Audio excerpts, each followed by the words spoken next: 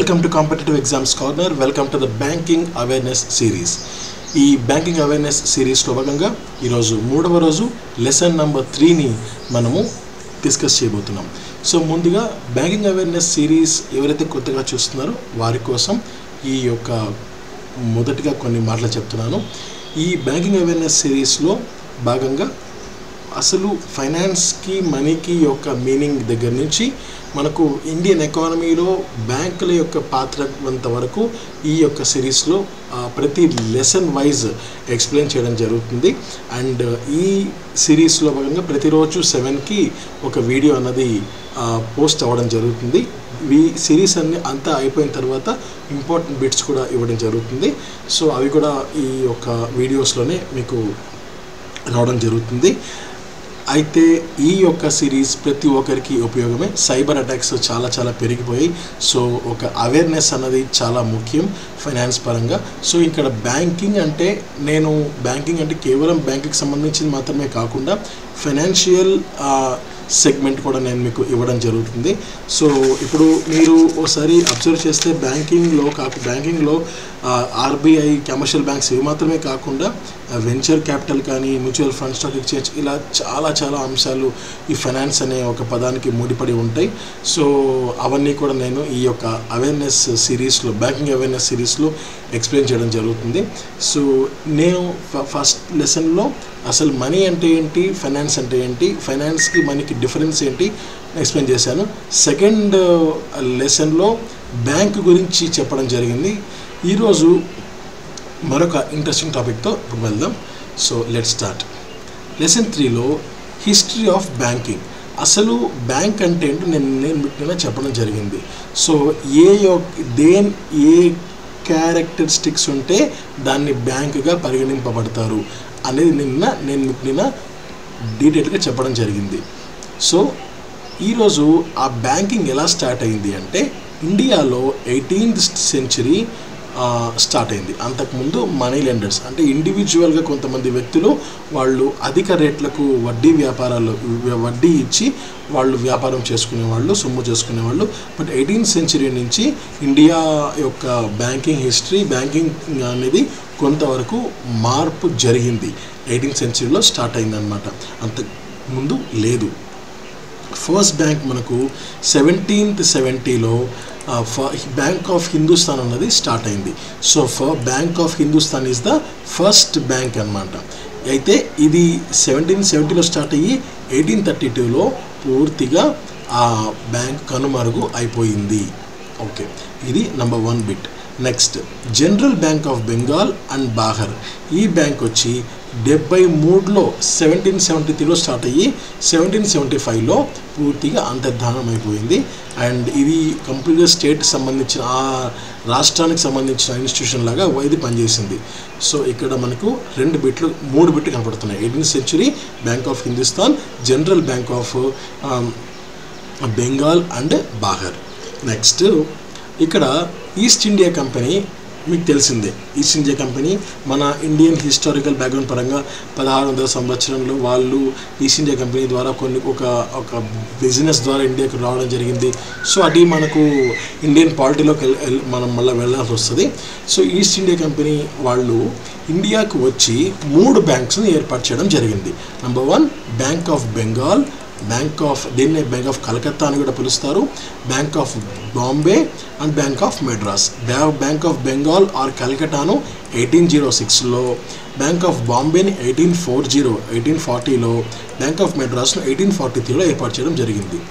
ఈ 3 బ్యాంక్స్ని కలిపి presidency banks అని పిలుస్తాం. సో ఈ ప్రెసిడెన్సీ బ్యాంక్సే ఫ్యూచర్లో ఇంపీరియల్ బ్యాంక్ ఆఫ్ ఇండియాగా 1921లో మార్పు జరిగింది. So I repeat, east India company వాళ్ళు ఇండియాకు వచ్చి వాళ్ళు 3 బ్యాంక్స్ని ఏర్పాటు చేయడం జరిగింది. ఈ 3 బ్యాంక్స్ని ఇండివిజువల్గా ఉంటే ఈ 3 బ్యాంక్స్ ఇండివిజువల్గా పనికిరాదని చెప్పి వాళ్ళు ఒకే బ్యాంకుగా వాళ్ళు రూపాంతరం చేశారు. సో ఈ 3టిని ఫస్ట్ ప్రెసిడెన్సీ బ్యాంక్స్గా వాళ్ళు వీటికి ఒక ఫామ్ తీసుకొని వచ్చారు.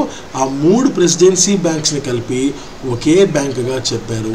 ఆ ఒకే బ్యాంక్ పేరు imperial Bank of India.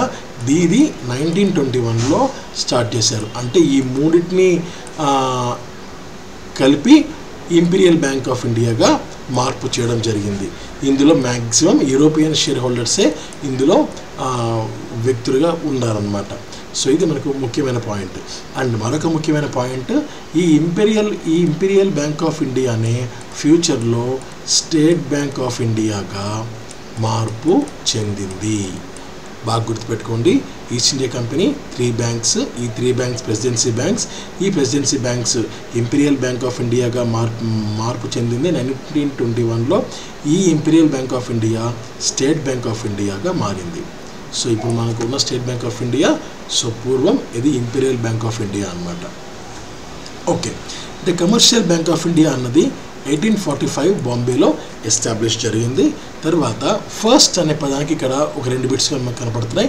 For the first time completely run by the Indians వచ్చి అలహాబాద్ బ్యాంక్ 1865లో ఏర్పాటు చేయడం జరిగింది. 1865లో అలహాబాద్ బ్యాంకు అది కేవలం కంప్లీట్గా భారతీయుల చేతనే అది రన్ అవ్వడం జరిగింది. సో అది స్టార్ట్ అయింది, అది first time. Next, first bank of limited liability managed by Indians. Limited liability అనే బ్యాంక్ ఏది అంటే అది కూడా భారతీయుల చేతనే మేనేజ్ కాబడ్డ బ్యాంక్ ఏది అంటే Oudh Commercial Bank 1881. Okay, next Punjab National Bank 1894లో లాహోర్లో ఏర్పాటు కావడం జరిగింది. అప్పుడు అఖండ భారతదేశంలో ఉన్న లాహోర్లో, ఇప్పటి పాకిస్తాన్లో. అండ్ తర్వాత 1906 నుంచి 1913 వరకు ఈ మధ్యలో ఈ 7 years ఆఫ్ గ్యాప్లో bank of India, central bank of India, bank of Baroda, Canara bank, Indian bank and Bank of Mysore అన్నవి ఇవన్నీ కూడా సెటప్ చేయడం జరిగింది. తర్వాత రిజర్వ్ బ్యాంక్ ఆఫ్ ఇండియాని ఏర్పాటు చేశారు ఏప్రిల్ 1935లో. సో ఇప్పటిదాకా బ్యాంకింగ్ సెక్టర్ అనేది ఇండియాలో పెద్దగా గ్రోత్ లేదు. It is a very slow paced growth. అంటే గ్రోత్ ఉందా అంటే గ్రోత్ ఉంది, బట్ చాలా స్లో గ్రోత్ అన్నమాట. సో నెక్స్ట్ చూడండి, 1913 నుంచి 1948 వరకు దాదాపు 1100 స్మాల్ బ్యాంక్స్ని ఏర్పాటు చేయడం జరిగింది. అయితే ఈ 1100 స్మాల్ బ్యాంక్స్కి సంబంధించి గవర్నమెంట్ ఆఫ్ ఇండియా ఏం చేసింది అంటే ఆ సమయంలో ఒక యాక్ట్ని రూపొందించింది. ఆ యాక్ట్ పేరే బ్యాంకింగ్ కంపెనీస్ యాక్ట్ 1949. ఈ ఎక్కువ బ్యాంక్స్ పెరిగిపోవడంతో ఒక యాక్ట్ ఉంటే బాగుంటుంది. ఒక యాక్ట్ ఉంటే ఏంటంటే ఏది తప్పు, ఏది కరెక్టు, ఏది బ్యాంకు, ఏది కాదు అనేది కొన్ని సెట్ ఆఫ్ రూల్స్ అనేవి ఫామ్ అవుతాయి అన్నమాట. అలా కాకపోతే ప్రతి ఒక్కరూ బ్యాంక్ పెట్టాలనే ఆలోచన రావచ్చు, అంటే ఎవరికైతే ఎక్కువగా సొమ్ము ఉందో. సో ఈ యాక్ట్ పేరు బ్యాంకింగ్ కంపెనీస్ యాక్ట్ 1949 అనమాట. ఇది గవర్నమెంట్ ఆఫ్ ఇండియా తీసుకొని వచ్చింది. ఈ యాక్ట్నే వాళ్ళు అప్డేట్ చేసి బ్యాంకింగ్ రెగ్యులేషన్ యాక్ట్ 1949గా వాళ్ళు అమెండ్ చేశారు 1965లో. సో అమెండింగ్ యాక్ట్ ఆఫ్ 1965లో భాగంగా బ్యాంకింగ్ కంపెనీస్ యాక్ట్ 1949 కాస్త బ్యాంకింగ్ రెగ్యులేషన్ యాక్ట్ 1949గా రూపాంతరం చెందింది. సో ఆ తర్వాత ఏం జరిగిందంటే రిజర్వ్ బ్యాంక్ ఆఫ్ ఇండియాకు సుప్రీం పవర్స్ ఇచ్చారు. ఈ యొక్క supervision of banking as a central banking authority, ప్రతి ఒక్క బ్యాంక్ని సూపర్వైజ్ చేయాలి అని చెప్పి రిజర్వ్ బ్యాంక్ ఆఫ్ ఇండియాకు సుప్రీం పవర్స్ని గవర్నమెంట్ ఆఫ్ ఇండియా కట్టబెట్టింది. ఇక ఇందాక చెప్పాను నేను, Imperial Bank of India State Bank of ఇండియాగా మారింది. అండ్ ఆ స్టేట్ బ్యాంక్ ఆఫ్ ఇండియా కూడా నేషనలైజ్ అయ్యింది. సో ఇది 1955లో చోటు చేసుకుంది. ఈ స్టేట్ బ్యాంక్ ఆఫ్ ఇండియా క్రమక్రమంగా ఏం జరిగిందంటే ప్రిన్సిపల్ ఏజెంట్ టు ఆర్బీఐ యొక్క ఒక సెక్రటరీ లాగా, వాళ్ళు చిన్న ఒక హెల్పర్ లాగా, ఒక ప్రిన్సిపల్ ఏజెంట్ లాగా వాళ్లకు సహాయపడుతూ ఉందన్నమాట State Bank of India. So to handle banking related transactions all over the country. So Reserve Bank of India తర్వాత అంత పెద్ద పొజిషన్ ఆక్యుపై చేసింది State Bank of India. So it is a principal agent to RBI. వాళ్ళు ప్రతి ఒక్క ట్రాన్సాక్షన్స్ని all over the country handle చేయడానికి State Bank of India కీలక పాత్ర పోషిస్తోంది. సో ఇది State Bank of India Act 1955 కింద ఫామ్ అయింది, ఎస్టాబ్లిష్ అయింది. 1969లో ఏం జరిగిందంటే దాదాపు major process of nationalisation was done. దాదాపు 20 బ్యాంక్స్ అన్నవి కొత్తవి పుట్టుకొని రావడం జరిగింది. ఈ యొక్క 1100 ఉన్నాయి కదా, ఈ 1100 ఇందాక చెప్పాను కదా, 1100 అన్నవి ఇక లేవు. ఇప్పుడు ఉన్నది కేవలం 20 బ్యాంక్స్ మాత్రమే 1969 నాటికి. నెక్స్ట్ ఎందుకు అంటే ఇందాక చెప్పాను ఒక బ్యాంకింగ్ రెగ్యులేషన్స్ యాక్ట్ పాస్ అయిందని చెప్పి. యాక్ట్ పాస్ కావడంతో చాలా బ్యాంక్స్ మరుగున పడిపోవడం జరిగింది. బికాజ్ వాళ్ళు కొన్ని రూల్స్ని మీట్ అవ్వలేని పరిస్థితి. అయితే 1980 వరకు 80% ఆఫ్ ద బ్యాంకింగ్ ఆపరేషన్స్ అన్నవి ఇండియాలో గవర్నమెంట్ ఓనర్షిప్లోనే ఉండేవి. బట్ ఆ తర్వాత ఏం జరిగిందంటే నరసింహన్ కమిటీ గారు, నరసింహన్ గారి నేతృత్వంలో కమిటీని రూపొందించారు. ఈ కమిటీ చెప్పిన దాని ప్రకారంగా ఏంటంటే ప్రైవేట్ సెక్టర్ వాళ్ళు కూడా బ్యాంకింగ్ సెక్టర్లోకి రావచ్చు ఒకవేళ వాళ్ళు రూల్స్ కనుక ఒప్పుకుంటే. ఒకవేళ కనుక వాళ్ళు రూల్స్ని అతిక్రమించకుండా రూల్స్ లోపలే ఉంటే వాళ్ళు కూడా ఈ యొక్క బ్యాంకింగ్ సెక్టర్లోకి ఎంటర్ కావచ్చు అని వాళ్ళు చెప్పడం జరిగింది. So it is a gates open, వాళ్ళు రావడానికి గేట్స్ అన్నది ఓపెన్ అవ్వడం జరిగింది. సో అందుకే ఇప్పుడు మనకు హెచ్ఎస్బిసి కానీ, హెచ్డిఎఫ్సి కానీ, ఐసిఐసిఐ కానీ, ఎస్ బ్యాంక్ కానీ, సో ఇవన్నీ మనకు అందుకే రావడం జరిగింది. సో తర్వాత ఇప్పుడు 1980 వరకు నేషనలైజేషన్ గురించి నేను మీకు ఇంకా చెప్పలేదండి.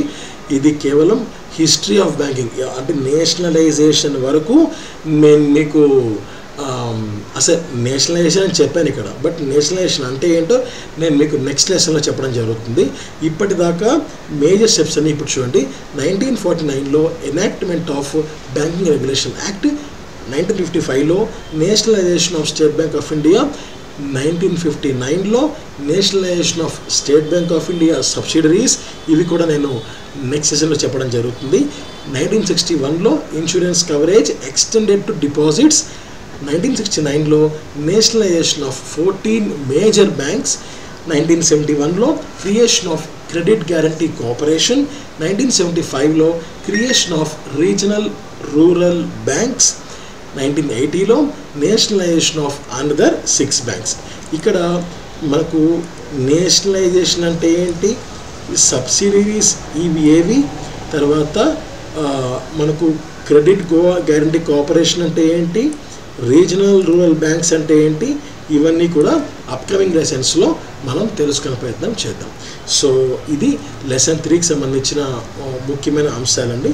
So history of India, history of Indian banking, ఇవి నేను ఈ బ్యాంకింగ్ అనే వర్డ్ స్టార్ట్ అయినప్పటి నుంచి నేషనలైజేషన్ వరకు నేను మీకు ఇందులో ఇంపార్టెంట్ పాయింట్స్ అని సేకరించి ఇవ్వడం జరిగింది. నేషనలైజేషన్ నుంచి మనకు ఏంటిన్నది నెక్స్ట్ లెసన్ 4లో మనము రేపు తెలుసుకునే ప్రయత్నం చేద్దాం. Thank you so much for watching this entire video. నమస్తే, జై హింద్.